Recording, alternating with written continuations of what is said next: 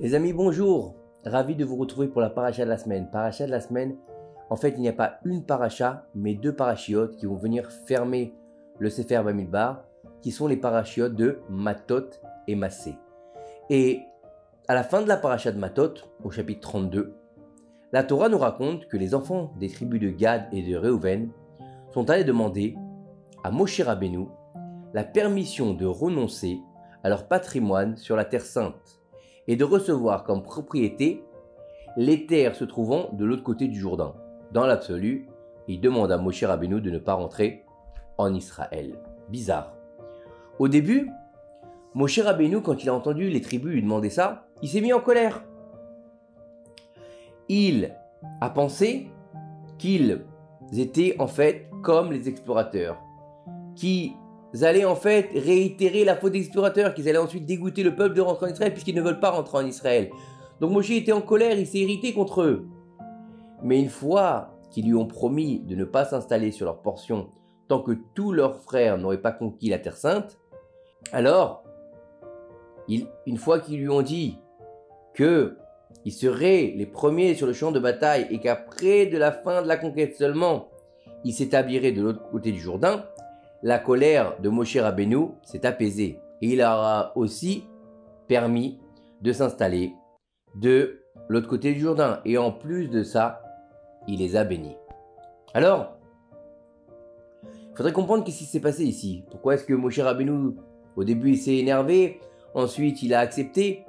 Il faut savoir que ce n'est pas une simple histoire de territoire. Dans une lecture simple, nous voyons que dans les versets qui racontent la demande des tribus de Gad et de Réhouven, que cette requête émane simplement d'un besoin matériel. Comme il est écrit, « Or, les tribus de Réhouven et celles de Gad possédaient de nombreux troupeaux très considérables. Lorsqu'elles virent le pays de Yaézer et celui de Gilad, elles trouvèrent cette contrée avantageuse pour les troupeaux. Donc, dans l'absolu, ils se sont dit, on a beaucoup de troupeaux. Là-bas, en dehors d'Eretz Israël, il y a beaucoup de verdure. On va demander là-bas l'endroit où la terre est grasse pour pouvoir faire vivre nos troupeaux correctement. » Ça, c'est l'explication normale de ce qu'on peut lire dans la Torah quand on lit simplement les versets. Mais en fait, est-ce que c'est que ça? Donc on sait que la terre là-bas était vaste, elle était fertile, appropriée aux besoins de leurs nombreux troupeaux. Et donc ils se sont dit, on préfère cet endroit que la terre sainte. C'est pas possible. On ne peut pas se dire ça, que les tribus saintes d'Israël, comme celles de Réhouven et de Gad, elles aient pensé qu'à leurs besoins matériels. Et est-ce qu'on peut comprendre que deux tribus d'Israël, des tzadikim, ils puissent renoncer à Eretz Israël pour des besoins matériels, ils puissent renoncer à leur héritage sur la terre de leur père pour une raison matérielle, pour faire manger leurs troupeaux, pour avoir des champs et de l'herbe? C'est un peu bizarre quand même. Et ils ont quand même, n'oubliez pas qu'ils ont attendu pendant 40 ans dans le désert avant d'entrer sur la Terre Sainte. Et donc ça, c'est déjà compliqué de la part des tribus. Ensuite, on peut se poser la question sur Moshe Rabbeinu. Comment est-il possible qu'après que les membres de ces deux tribus lui aient fait ce serment d'être les premiers sur les champs de bataille, de se battre jusqu'à la fin de la conquête, il a accédé à leur demande? Il aurait dû encore être en colère pour eux, contre eux, pour avoir abandonné le mérite d'entrer sur la terre selon la volonté d'Akadosh Baruch Hu. Bah oui. Ah, on fait la guerre. Ah bon, bah si vous faites la guerre, ça va, je suis avec vous, il n'y a pas de problème. Vous pouvez y aller, vous pouvez vous installer en dehors d'Eretz Israël. Alors ils veulent pas d'Eretz Israël quand même. Qu'est-ce que tu fais, Moshe Rabbeinu? Qu'est-ce que vous faites, vous, en disant que vous êtes tribu d'Israël et que vous voulez des terres fertiles pour vos troupeaux? Et le Sfat Emet, il nous dit au nom du géant Rabbi Simcha Bounim de Pshisha, il nous dit que la véritable raison de la requête des tribus de Gad et Réhouven de s'installer spécifiquement de l'autre côté du Jourdain était qu'en fait, les membres de ces tribus avaient un lien profond qui les avait reliés avec Moshe Rabbeinu. Et alors, qu'est-ce que c'est? Qu'est-ce que ça nous apporte? Ça veut nous expliquer qu'ils avaient un lien profond avec Moshe Rabbeinu. Donc parce qu'ils ont un lien profond avec Moshe Rabbeinu, ils vont s'installer de l'autre côté du Jourdain. Et en fait, il faut savoir qu'ils avaient gravé dans leur cœur toutes les bontés extraordinaires qu'avait réalisées pour eux Moshe Rabbeinu depuis le jour où il avait connu, ayant entendu, écoutez bien, leur réflexion ayant entendu que le décret que Moshe Rabbeinu n'entrerait pas en Terre Sainte, mais qu'il serait enterré de l'autre côté du Jourdain, ils n'étaient pas du tout prêts à se séparer de lui et à entrer en Terre Sainte sans lui. Ils ont donc décidé de renoncer à s'installer sur la terre d'Israël, même s'ils le désiraient ardemment. Depuis de nombreuses années, ils ont pris cette décision de rester en dehors du pays pour être près de l'endroit où serait enterré leur maître Moshe. C'est par amour pour Moshe qu'ils ont fait ça. Cette idée elle est suggérée dans la Torah quand il est écrit « Les tribus de Reuven et de Gad possédaient de nombreux troupeaux ». De nombreux troupeaux se dit en hébreu « Mikne Rav », qui renvoie à un langage d'attachement, de lien. Donc le verset suggère en employant ces mots que ces tribus avaient un attachement profond avec leur maître Moshe. Ils avaient tellement la sensation de lui appartenir qu'ils n'ont pas pu se faire à l'idée d'entrer en terre sainte sans lui. Cette requête matérialiste a été faite pour cacher par pudeur leur véritable intention.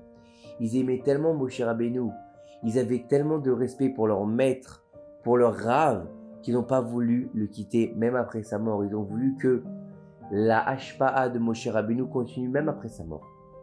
Au début, Moshe Rabbeinu n'a pas compris cela, et c'est pour cette raison qu'il s'est mis en colère contre eux, en pensant qu'ils se comportaient de la manière des explorateurs. Mais après avoir vu leur détermination à être les premiers sur la ligne de front lors de la conquête du pays, il a constaté que leur amour pour cette terre était en fait un amour immense. Il a compris, Moshe, que ils dénigraient pas la terre Chas Veshalom comme ils avaient fait l'explorateur. Au contraire, ils aimaient cette terre, ils voulaient y habiter, mais ils voulaient pas le lâcher. Alors Hachem lui a ouvert les yeux en lui faisant comprendre leur intention profonde. C'est pour cette raison qu'il a annulé sa colère et qu'il a répondu positivement à leur demande.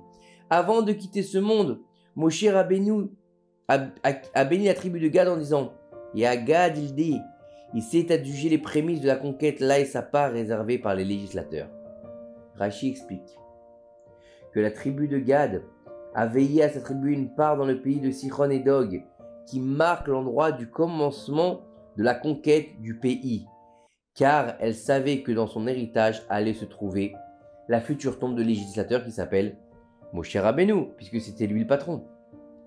C'est la même intention qu'ont eu les hommes de la tribu de Reuven. Tout ce qui a été dit mérite d'être approfondi. Eh ben oui. Par rapport à ce qui est écrit, à la fin de la parashata Azinu, il y a marqué là-bas, Akadosh Baruch Hu, il va dire à Moshe, monte sur cette cime, sur le mont Nebo, puis meurs là-bas. Nous voyons qu'il est indiqué que l'endroit où est décédé Moshe Rabbeinu, on le sait, c'est pas simplement qu'on ne sait pas où il est enterré. Moshe Rabbeinu lui a dit monte sur le Har Nebo et tu vas mourir là-bas. Donc on sait où il est enterré. Et nous voyons que là-bas il y a marqué que le Har Nebo, il est sur le territoire de Reuven. Et donc selon l'explication de Rashi vu précédemment, Moshe est enterré sur le territoire de Gad. Alors comment expliquer cette anomalie? On nous dit qu'il est monté sur le Har Nebo qui est dans la tribu de Reuven et qu'il a été enterré dans la tribu de Gad. Donc c'est pas possible. Soit il est enterré dans la tribu de Gad, soit il est enterré dans la tribu de Reuven. On n'a pas pris une partie, on l'a mis à la tribu de Gad, une partie on l'a mis à la tribu de Reuven. C'est pas clair tout ça. Alors, il y a une contradiction ou il n'y a pas de contradiction? Et nos sages dans la Gemara de Sota nous disent qu'en fait il n'y a pas de contradiction. Comment ça? On va expliquer. Le décès de Moshe a bien eu lieu sur le mont Nebo, dans le territoire de Reuven. C'est-à-dire, allez, monte sur le Har Nebo et meurt là-bas. Il est mort là-bas. Ensuite, la présence divine a pris son corps saint sur ses ailes sur une distance de 4 km pour l'enterrer sur les territoires de Gad. Pourquoi est-ce qu'Akadosh Baruch Hu, il a eu besoin de faire ça? Tu veux l'enterrer dans le territoire de Gad, fais qu'il meure sur le territoire de Gad et enterre-le là-bas. Pourquoi est-ce que tu as besoin de prendre son corps sur une distance de 4 km pour l'enterrer là-bas? La réponse est, puisque la tribu de Gad et celle de Reuven étaient attachées à leur maître Moshe de tout leur cœur, qu'elles étaient prêtes à perdre le mérite d'avoir un héritage en Israël pour rester à côté de Moshe, alors Akadosh Baruch Hu les a gratifiées toutes les deux d'une proximité particulière avec leur Rav. Les enfants de Gad ont eu un plus grand mérite en recevant la sépulture de Moshe.